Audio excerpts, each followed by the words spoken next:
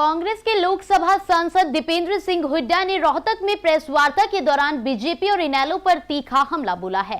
हुड्डा ने आरोप लगाया कि बीजेपी कांग्रेस को हराने के लिए लगातार छोटी पार्टियों के साथ साजिशन गठजोड़ करती रही है और इनेलो बीजेपी की बी टीम बनकर काम कर रही है।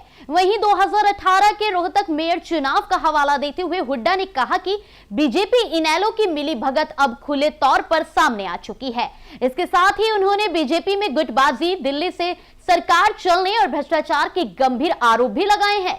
वहीं हुड्डा ने कहा कि कांग्रेस पूरी तरह एकजुट है और राहुल गांधी के संगठन सृजन अभियान के तहत गांव-गांव जाकर जनता के बीच भ्रष्टाचार के खिलाफ आवाज उठाएगी।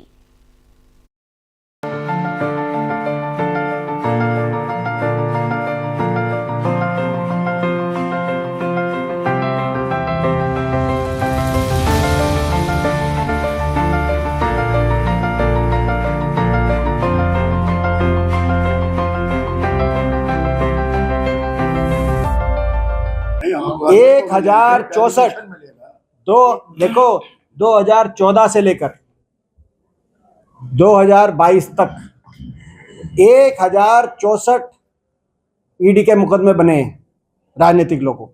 1064 इन 1064 में से 1040 मुकदमे विपक्ष पे बने हैं और 24 मुकदमे ऐसे दलों पे बने हैं जो भाजपा के सीधा सहयोगी दल तो नहीं है, लेकिन जिनको भाजपा का सहयोग करते हैं या जो है अपना भाजपा उसको दबाव लेकर उन पर इसका सहयोग लेती है।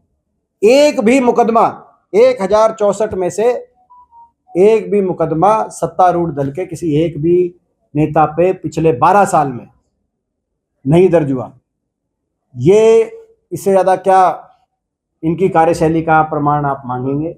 सारे मुकदमे। और एक और बात, विपक्ष के जिन नेताओं पे मुकदमे बने मगर वो भाजपा में शामिल हो गए, उन मुकदमों को वहीं उन पे फुल स्टॉप। चाहे उसमें मुकुल रॉय हों जो भाजपा में शामिल हो गए थे टीएमसी से, चाहे उसमें नारायण राणे हों, चाहे उसमें अजीत पवार हों, चाहे उसमें अशोक चौहान हों, चाहे आदमपुर से एक विधायक हों जो राज्यसभा चुनाव से पहले जो उनके बाद मुकदमे बने थे बाद में खत्म, चाहे वो इनेलो के नेता हो जिन पे आय से अधिक संपत्ति का मुकदमा चल रहा था लेकिन आज आय से अधिक संपत्ति का कोई जिक्र नहीं। तो जो भाजपा में शामिल हो जाए या भाजपा के साथ षड्यंत्र में शामिल हो जाएं, उनको मुकदमों से दी जाती है छूट। बाकी जनता को रही है भाजपा लूट और भाजपा की नहीं है कोई पूछ, उनकी लूट की कोई पूछ नहीं। सर, प्रदेश में बढ़ते क्राइम को लेकर जिस तरह से तो बीजेपी के प्रदेश मुरली से जो पूछा कि प्रदेश में क्राइम बढ़ रहा है, भूपेंद्र सिंह हुड्डा ने कहा कि 18 के गैंग है। उन्होंने कहा कि खुद भूपेंद्र सिंह हुड्डा उनकी सरगना है और जो भर्ती गैंग है इस तरह के गैंग नहीं चल। देखिए, जहाँ तक इस तरह की भाषा की बात है जो बोली गई, तो इससे तो आप इसका तो मैं क्या जवाब दूं, लेकिन इस तरह की भाषा का जवाब हम इस तरह की भाषा से नहीं दे सकते।